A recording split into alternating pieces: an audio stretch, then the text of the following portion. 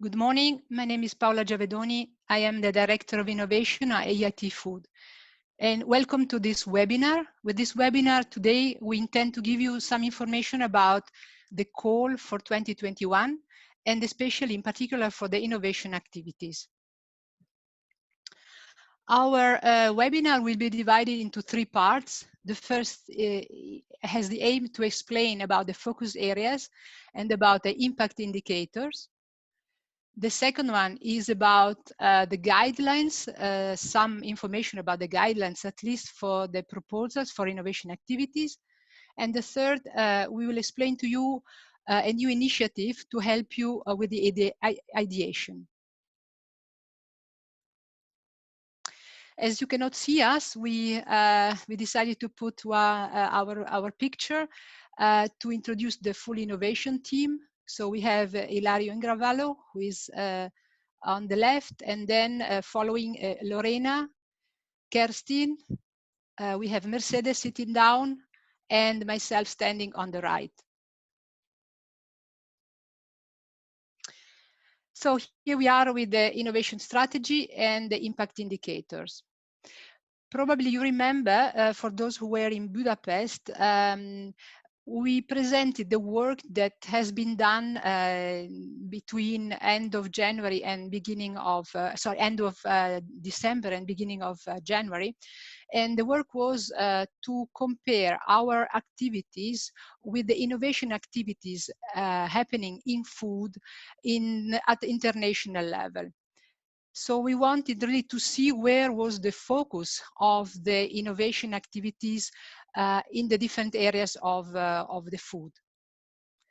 And in order to do this, we examine different sources of information. As you see here, for example, we go from the Euromonitor, from, for example, the mega trends, going to information coming from the World Economic Forum, from EFSA, from the European Community. And what we did, we cluster all this information into several areas. So this is the methodology that we follow, and through this methodology we could at the end come to 11 areas that are really let's say the most interesting for EIT Food.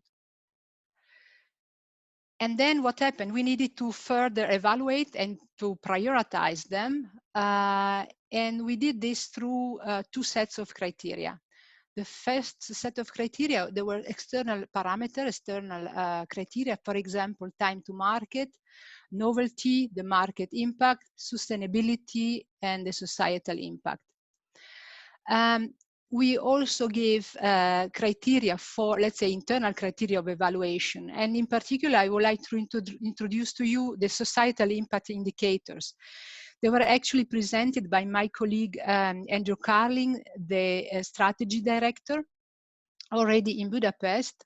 They are really indicators that they want to guide ourselves toward the impact that we want to bring at the end on society. Three of them, they are based on, let's say, the impact that we can bring through nutrition to health. For example, the first one is the reduction of the non-communicable diseases or the food-related non-communicable diseases. And then in particular, we have two of them. One is on children obesity, and the other one is on adult obesity. The other 6 parameters, they are indicators, they are related to sustainability. In particular, we have the reduction of food waste, the reduction of food loss, the greenhouse gas emissions, the reduction of fresh water use, and the reduction in food production of the waste streams. Among the internal evaluation criteria, we have also considered the potential partner interest, so for example, the competencies that you might have. We have taken into consideration the subject, the content, the subject of the existing projects. And in all of this, of course, also the strategic objective. So you have to see in a way like if within the frame, the big frame of the strategic objectives, we have tried to to characterize better the technology innovation program. So going ahead, all this work, all this methodology led us to 6 innovation focus areas. The 6 focus areas are practically the areas where the program of the coming years should focus for the EIT food. So the 6 focus areas are the alternative proteins. With alternative proteins, we mean all the type of proteins now that are coming up from the different sources, from plant-based, mushroom-based to insect-based, and they go really from the definition, from the let's say evaluation of the raw materials until the final end product. The sustainable agriculture, so is really the area where we want to give an impact on plant and animal production. Targeted nutrition is an area that you probably know. It was already, let's say, running through, probably you know it under the name healthy nutrition. Here we want to give emphasis on how diet can really impact populations until the individual. Sustainable aquaculture is a new area, probably or it's a bit surprising for most of you, but having analyzed all what is going on around us and looking really at least the medium and long term, we consider aquaculture one of the growing sectors. So we decided to give a particular emphasis to this in our program.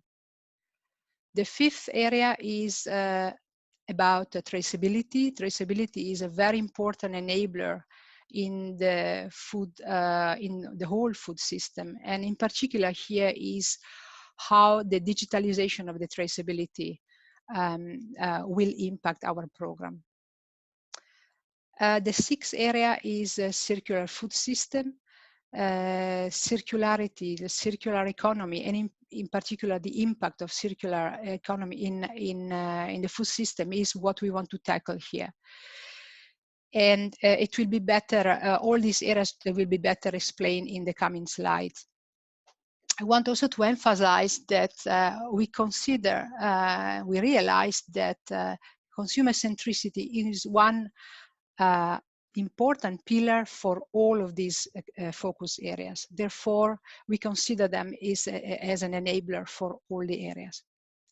And finally, the second let's say, area enabler is the digital transformation.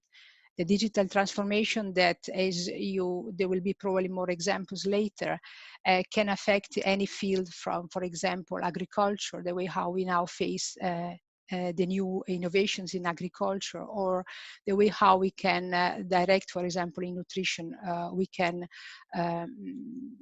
give direction on a better way to eat. Now, all of this for us means all what we can, describe with these focus areas, and in the program that will follow is considered like our contribution also to climate change adaptation and mitigation. In this next slide, you will see, as I mentioned before, that you'll see on the left the focus areas that I just mentioned. You see how they are connected to the strategic objectives of EIT food, and how they are also related to the societal impact indicators. And at the end, how these are related to the UN Sustainable Development Goals.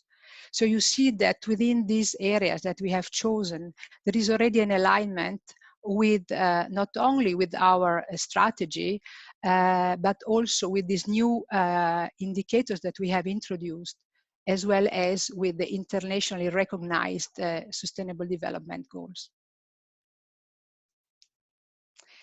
And now I want to show you with this next slide the way how we have organized ourselves within EIT food.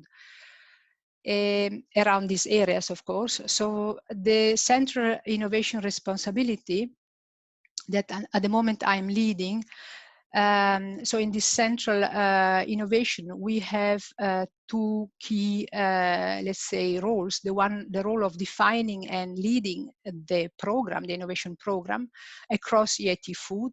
For example, one of this is the example, so the definition of the areas where to work, the definition of gaps, the challenges, but also the alignment with the overall strategy and with the impact indicators.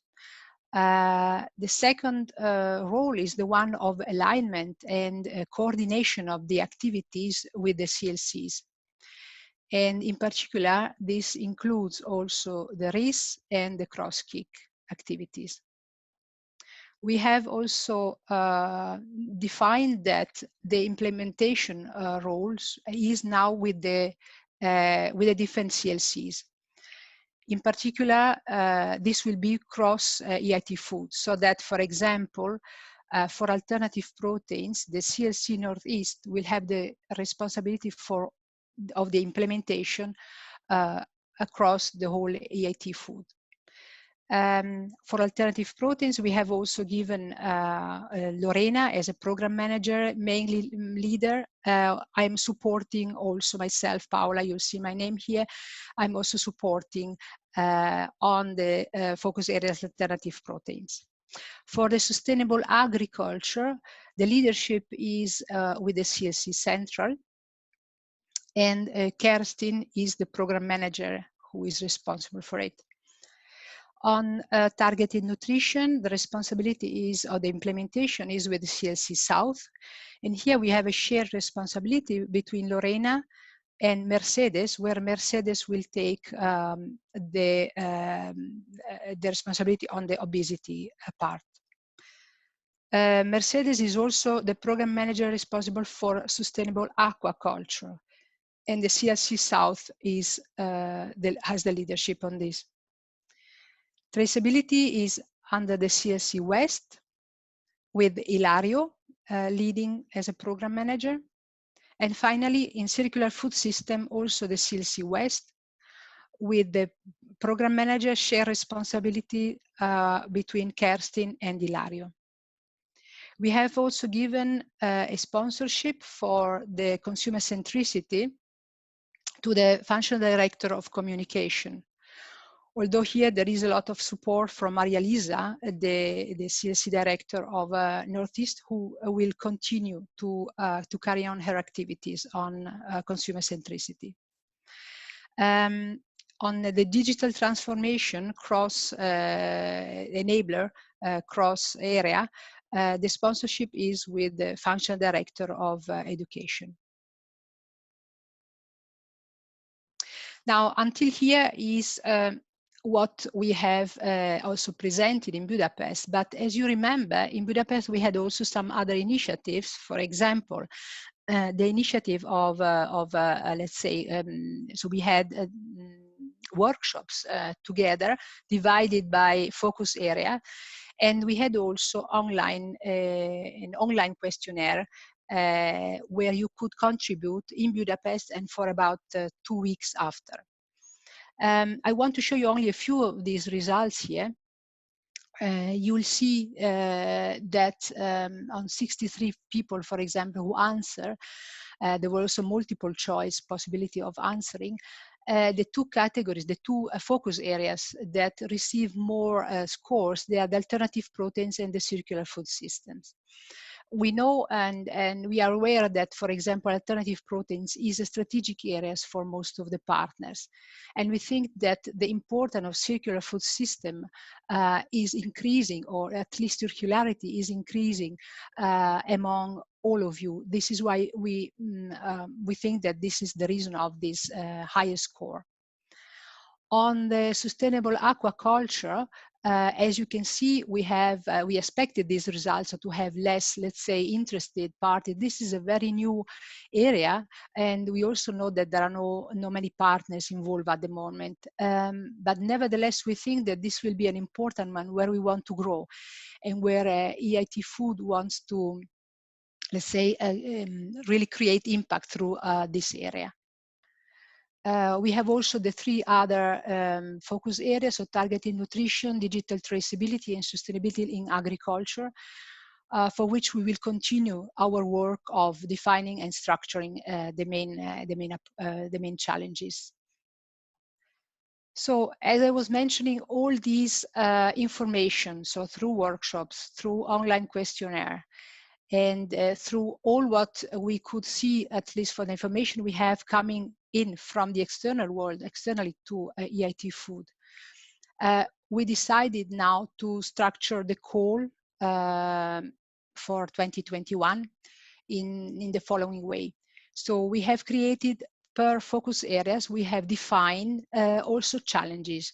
Challenges are areas that have been, let's say, identified and consolidated by us, where we really want you to focus your attention. So that your proposal should really propose answers to these particular challenges. These challenges are 3 or 4 per focus areas, and they are very well described in the guidelines, in particular in an annex of the guidelines. And now we will go through all of them so that you can understand what we really mean with these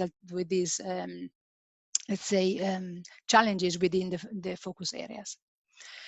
So each slide is structured in this way. You'll see the symbol, the name. You'll see the arrow that is the way how we highlight to which strategic objectives or main strategic objectives the area is related to. There is a short summary of what the area means, and then what we mean with this call. So what really we want to achieve in the call. And then in particular, we'll have the challenges with the whole wording, and on the right, the symbols, they mean the link that each of the challenges has with the societal impact indicators.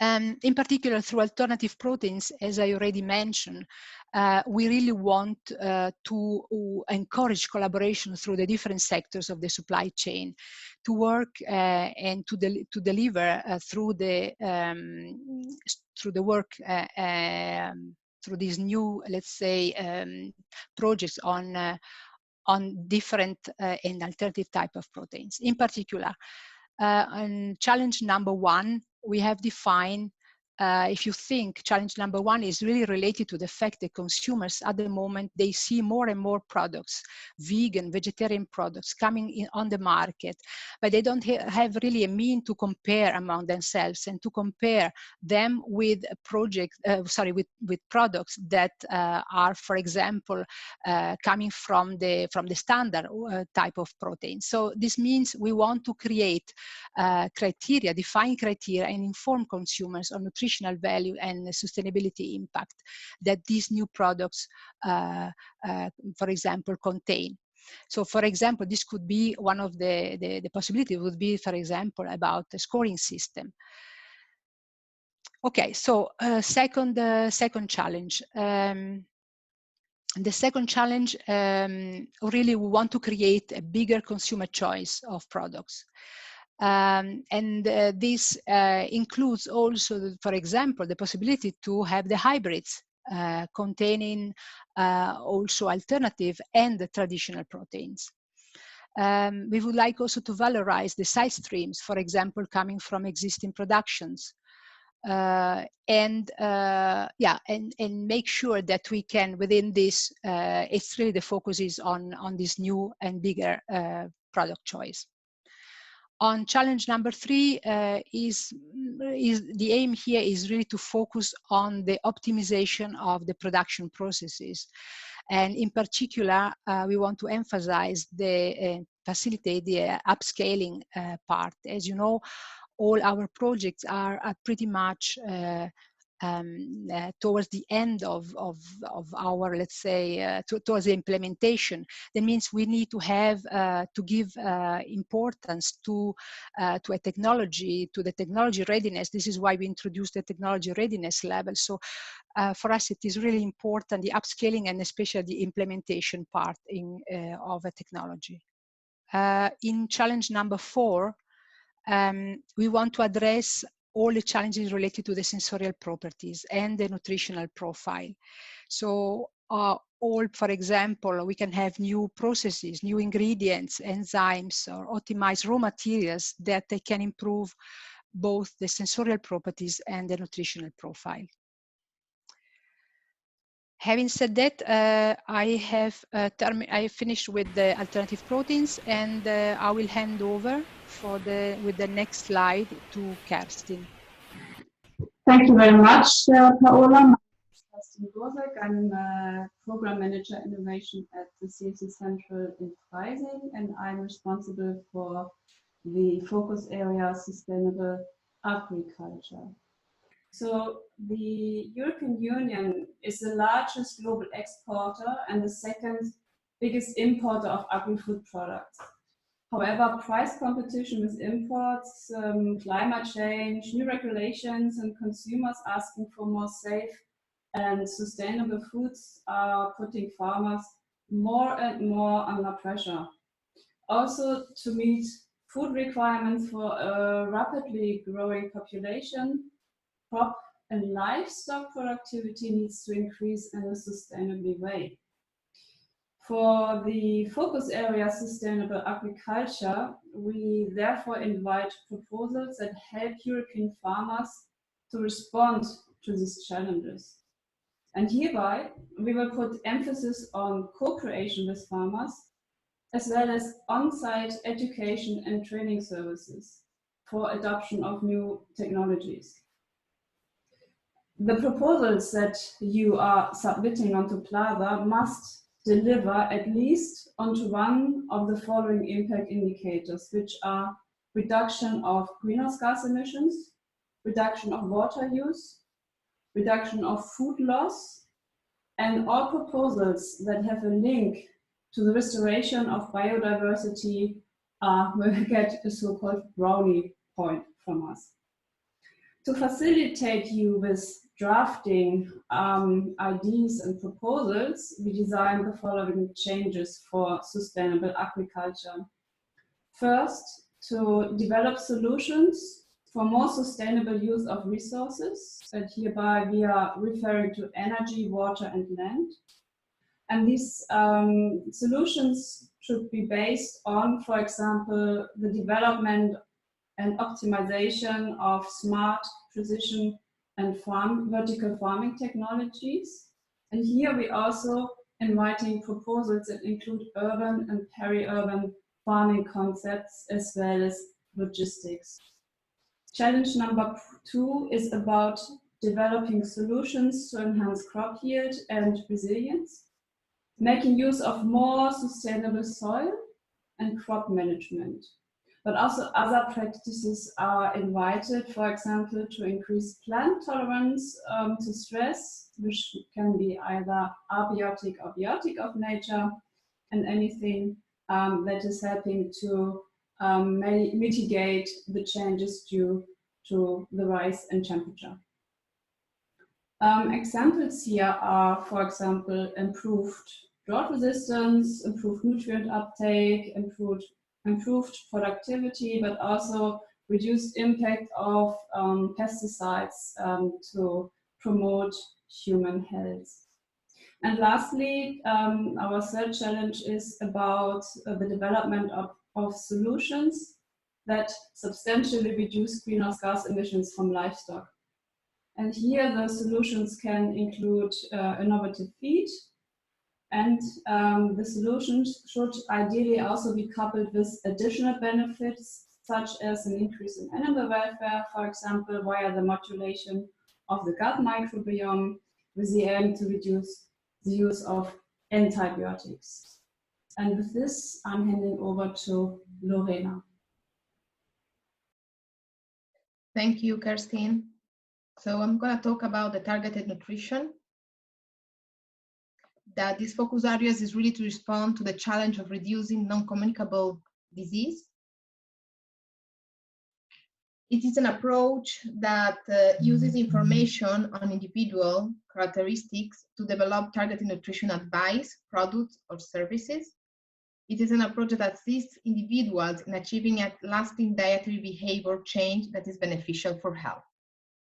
The overall goal is to preserve or increase health using genetic, phenotypic, medical, nutritional, and other relevant information about individuals to deliver more specific healthy eating guidance and other nutritional products and services.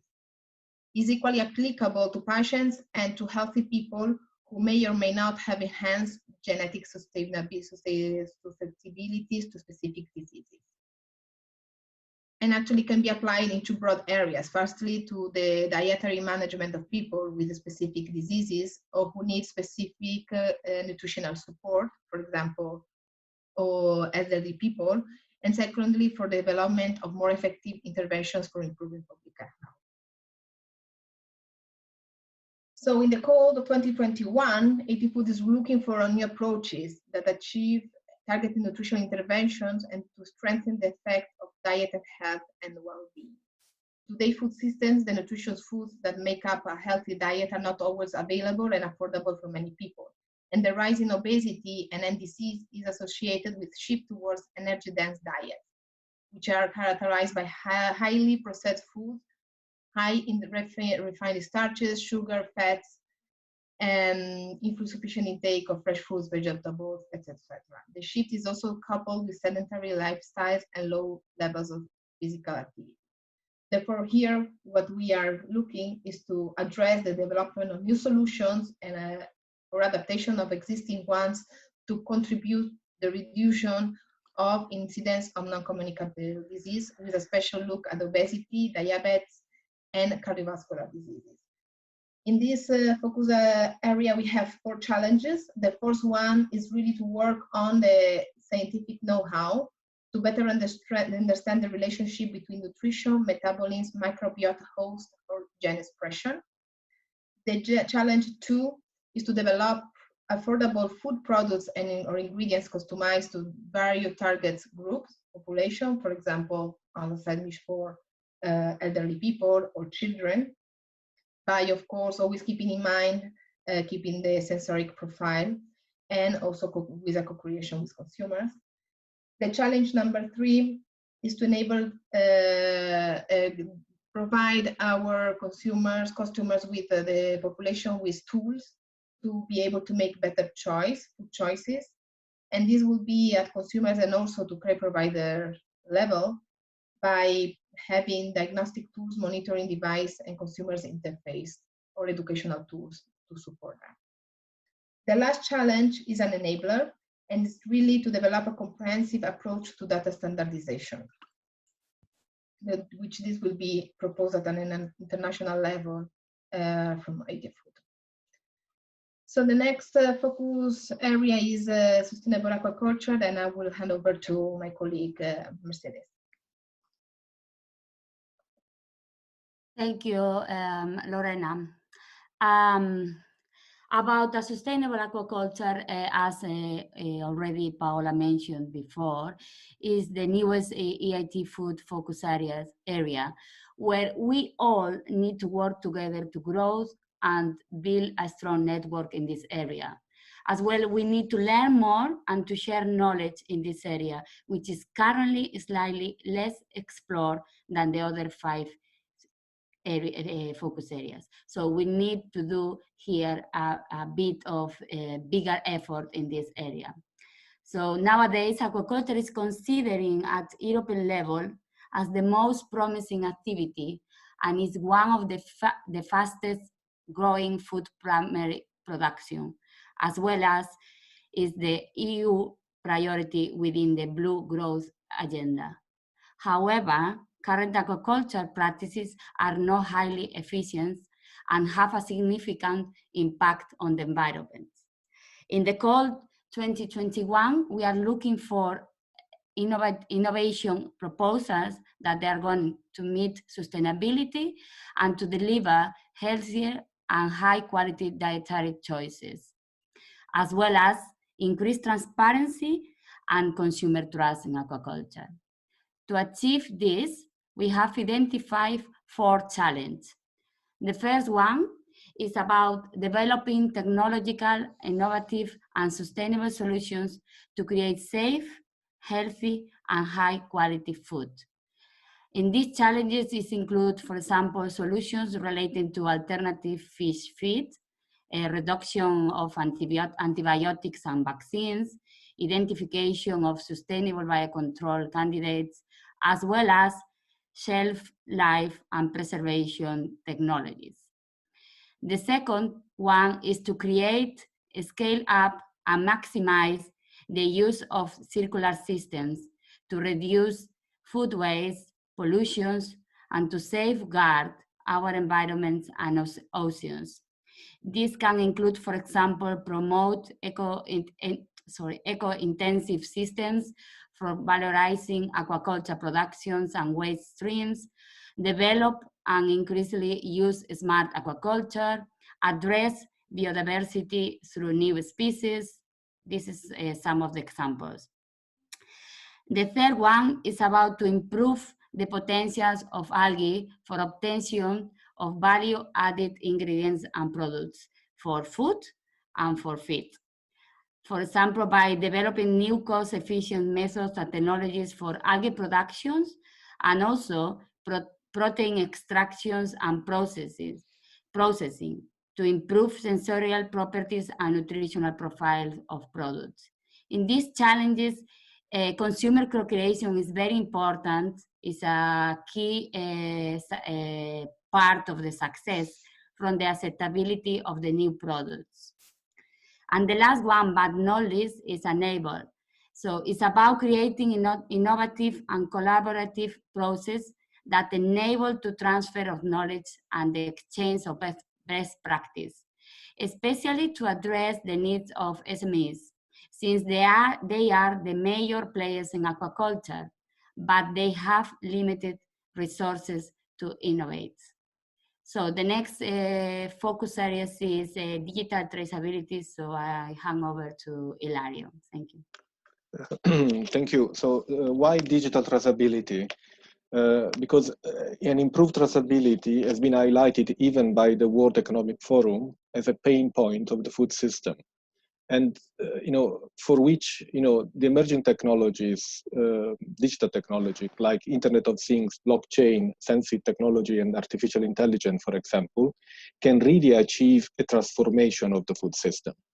And when I speak about transformation of the food system within this focus area, I mean in terms of food safety, in terms of efficiency, in terms of sustainability, and in terms of consumer transparency. So overall, we look at the digitalization of traceability as a key enabler to unlock the digital transformation of the food system. As Paula mentioned, digital transformation of the food system is a key enabler that runs throughout all the focus area and is the how all the focus area can be enabled. So now going deeper into digital traceability.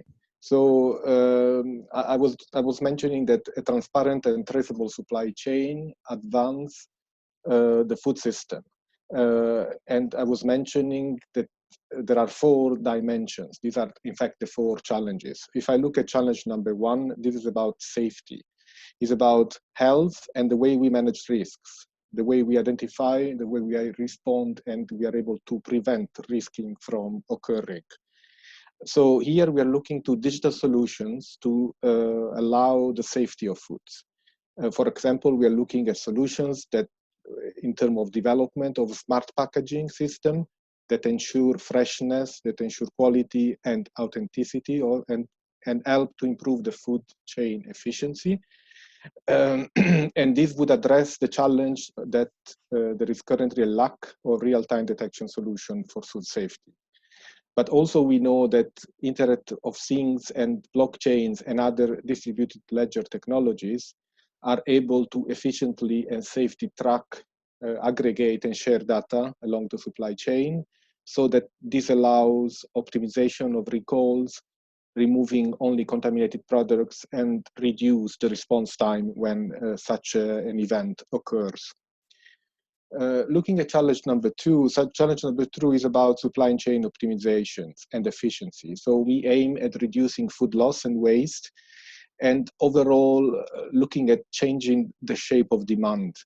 We know already that digital supply chain are on demand by nature, meaning that they are able to move from design to manufacturing in just very quick steps, because they are digitalized already, and that implies that they can improve their operational efficiencies.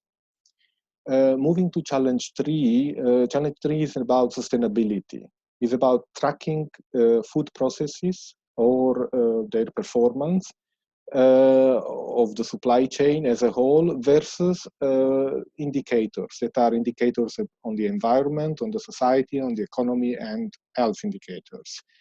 And here I would like to give an example of the Worldwide Fund for Nature that's been collaborating with several organizations in the last years and has used blockchains and other digital technology to validate sustainable seafood production and ensuring that these were legal and ethical sources.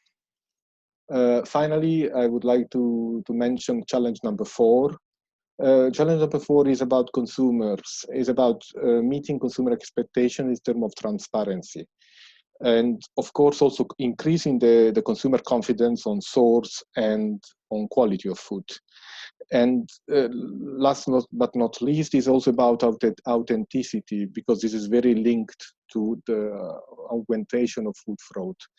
And we know that Internet of Things and sensor can very well facilitate the identification and tracking and monitor conditions and health of products. I'll now hand over to Kirsten for circular food system.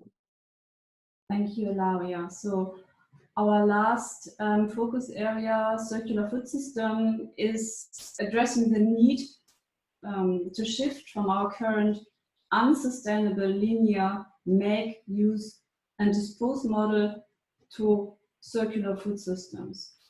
For example, an estimated 1/3 of all food produced globally is lost and wasted between the farm and fork. In with other words, the annual global market value of the food that is lost or wasted is estimated to be $940 billion. Looking at the Sustainable Development Goals by 2030, we need to halve the per capita global waste at retail and consumer levels and reduce food losses along the food production and supply chains. Therefore, the objective of this focus area is to better manage the food supply and promote the reuse of resources, the reduction and the reutilization of site and waste streams. The proposals that you are submitting must be based on a food systems approach and must include training or education of retailers and or consumers. Also here, consumer co-creation is a is of high importance. Proposals must also deliver onto at least one impact indicator, either reduction of greenhouse gas emissions, reduction of water use, reduction of food loss, and or the reduction of food waste. And our 3 challenges for this focus area are the following. First, to develop solutions that are leading away from unsustainable linear food production and to move forward full circularity, for example, by the avoidance and or valorization of side streams and food waste. Secondly, we ask you to develop innovative, smart or sustainable packaging concepts, and these solutions can be based on concepts such as recycling, reusing, reduction or repurposing. And next to this, we invite innovative approaches that help us to reduce food spoilage, damage and contamination. And the last challenge here is the request to develop solutions to improve harvest, transport, and storage practices along the whole food value chain. Overall, we want that the solutions are leading away from fragmented processes and fragmented material flows.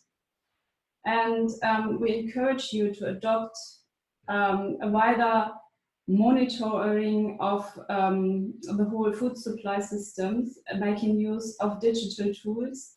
And here you can see a direct link to the functional area digital traceability that Ilario just introduced. The solutions may also focus on the integration of sustainable farming practices, again in urban and peri-urban locations. And here with, I'm handing over to Paola. Thank you, Kerstin. So with this, we finish the first part and we move into the second one, which is about the guidelines. So we'll give you some, let's say, more information, but you know that you find the guidelines in Plaza with the full text. So first of all, what is the difference between the previous years about the 2021 call? So first of all, you have to consider this like a transition year. We have the move towards the Horizon Europe program. We have a new legal framework. We have a new framework partnership agreement for 2021 coming. So yeah, this is something that you really have to consider like a transition. We have, through also our impact indicators, through all the work that we have been doing, focusing, we give now, intended to give more attention to the real impact that your proposal, that your projects can give. And this is highlighted also here. We have been made aware that by the EIT that this year there will be, in general, for all KICs, there will be less funding available. We made several attempts to to simulate this, but it is very difficult at the moment to foresee where we will end up this year. There are a lot of let's say parameters that are still changing, and at today, we are not able to assess where we will land for 2021. For sure, we know that financial sustainability has even more relevant role. As you know probably that there are a lot of discussion for the 2020 covers already, but even for 2021 and ongoing, this will be an important evaluation criteria. So how do we deal with this? For sure, as I mentioned, we need to be aligned with the societal impact indicators, and for which at the moment we don't have today, let's say, a way to measure, but probably this will come in the future. So for us, it's simply important that you receive, that you have like, a kind of guidance towards these indicators. We will have a more judicious examination of the new and the existing projects. Also, the existing project will be subjected to the same, let's say, to the same rules. In particular, here I mean the continuation projects. And as you have seen, we have based the call on the 6 focus areas and the connected challenges. So what does it mean, and how do we see this? We think that an excellent proposal should address at least one of the challenges assigned per focus areas, and this will include risk and the cross-KIC innovation proposals. We are also welcoming proposals that are addressing more than one challenge and more than one focus areas. As you have seen, these are not really silos, but they are very interconnected areas, so that you can, within the same proposal, you can address more than one. We also emphasize the fact that an excellent proposal should also be based on a systemic approach. And this is something that you probably already know, but I would like to let's say repeat this also in as one of these bullet points. Consumer centricity, and in particular co-creation, as it was highlighted in the past, will be one of our important criteria and needs to be taken into account into your, and well described into your proposal. Communication activities, in particular, there is a deliverable on communication and the dissemination plan. This is also something where we'll put a lot of focus this year and must be very well described. On the KPIs, you know how how KPIs work and how important they are. I just want to mention here the core KPIs for innovation. The mandatory one are the one on products and services designed or tested. This is a new one, and the product launched on the market and generating revenue. On the new one, so on the innovative products and services designed or tested, I just would like to mention, for example, the possibility to file any type of intellectual property protection, or the possibility to progress with the technology towards commercialization. In this case, we have introduced, and we have at the end of this webinar given to you the definition of the technology readiness level and the manufacturing readiness level. So we need to be able to move at least of one level to progress to progressing a technology or a manufacturing, let's say, process towards, so one progressing of at least one of these levels. Through this KPI, I would like also to mention the possibility to test your products through the test beds or other innovative platforms, and this is also well described in the KPIs in Plaza.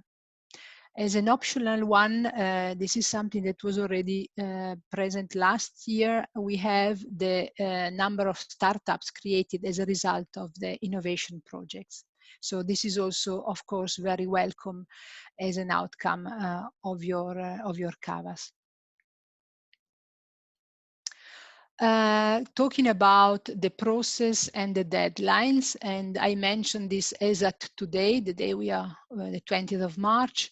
In terms of deadlines, I mean, the call, first of all, the call will be organized into two steps. We will have the intention to submit with a deadline the 5th of April, and the submission of the full proposal with a deadline at the end of May.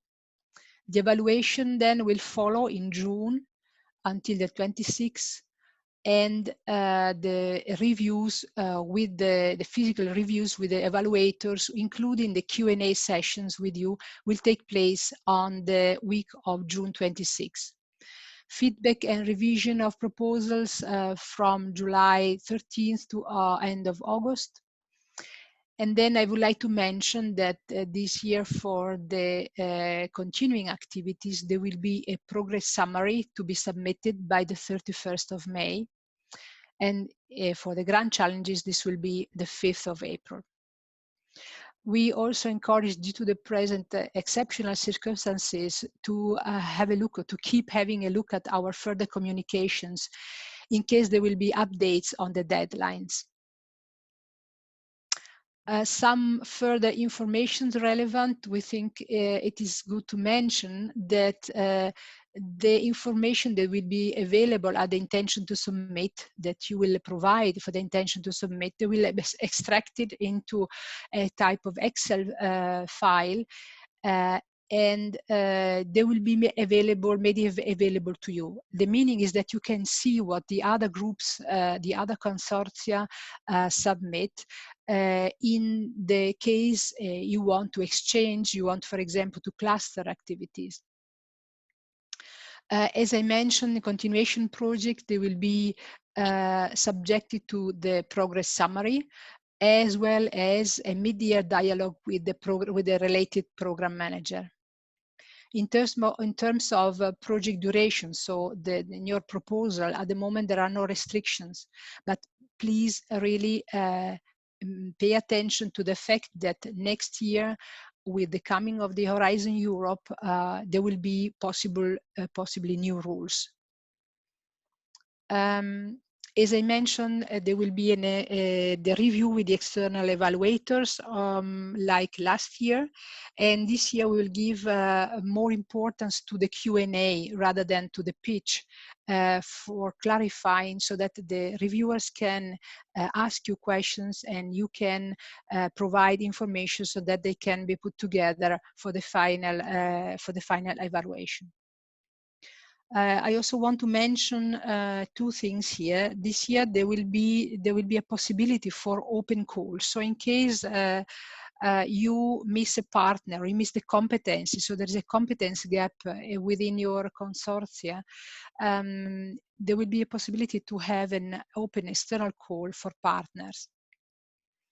We are also thinking that if alternative funding will become available through the year, there might be also the possibility for further calls. And of course, we will keep you absolutely updated on this. Finally, some information about the financial sustainability. This is highlighted, all the information now, they are available on the chapter 9 of the guidelines.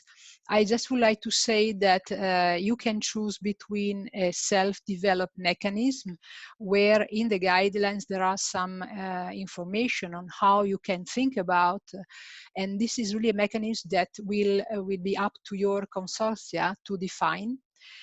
If you prefer not to go into this type of detail, you can opt to go for the standard mechanism. So EIT Food has developed for you a standard mechanism that is based on the fact that you can pay a lump sum to have the full exploitation of the results after 1 year or after 2 years.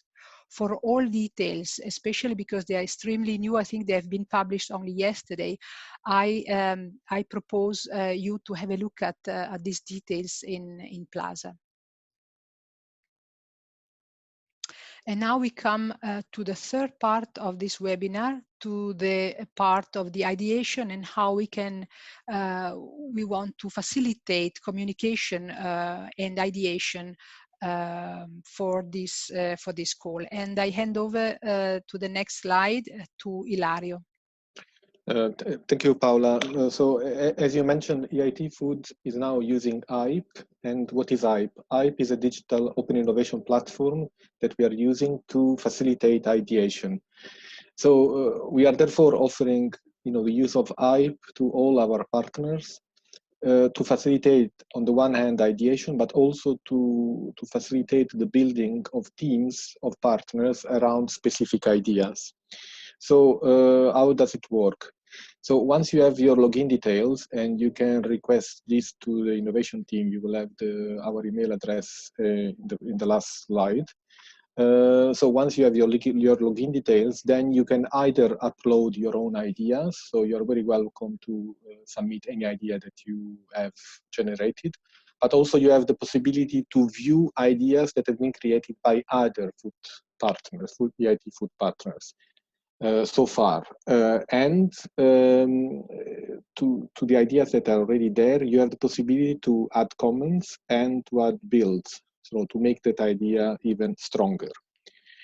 We have created within HYPE 6 different campaigns that reflect each of the 6 focus areas that we have just presented to you.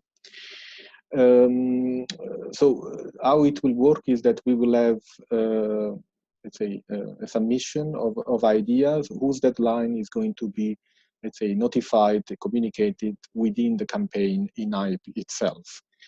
If you decide not to upload ideas that you might have in HYPE, this does not mean that you cannot submit ideas, you cannot submit proposals in Plaza.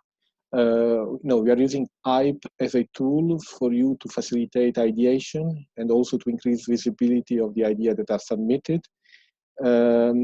and then we aim at you using those information generated for editing the information that are used for the formal submission in Plaza to the call 2021. Further words on the process. So if you would like to participate in the development of somebody else's idea, you should like the idea, and you like the idea by clicking on the sign of the heart that is next to the idea. What we will do is that we will convert this idea into concept. That would mean that the idea owner, so the person that originally introduced the idea, as well as all the people that liked that idea, will have the possibility to have, let's say, a space that will be, let's say, a private space to develop the idea further. As I mentioned, once the idea is converted into a concept, this will be only the idea owners and the person that like the idea will have access to it and will be able to see it. So this idea, the concept will then not be visible to other participants that have access to HYPE, but only to the ones that really liked the idea. The process ends with the idea owner taking over and guiding the development phase of the idea. And ultimately, we foresee that the information that are generated within HYPE can then be used to fill the Plaza template for project submission for the food proposal. In the next slide, we show you some dates that as of next week, we are going to offer some online session to instruct you on working with ideas and concept within HYPE. So you can see here the time slot for the info session that we are planning. Also, we are planning to sharing more information and links at the beginning of next week on the deadlines and further information on HYPE. So Paola, this concludes the section on HYPE. Well, and now we move to the final slide. The slide is, so if you have any further question, you can always contact us. So you can see here our email addresses, although I'm sure that you know us probably already. And with this, I just want to mention that there are two further slides. One is about consumer centricity, but this is simply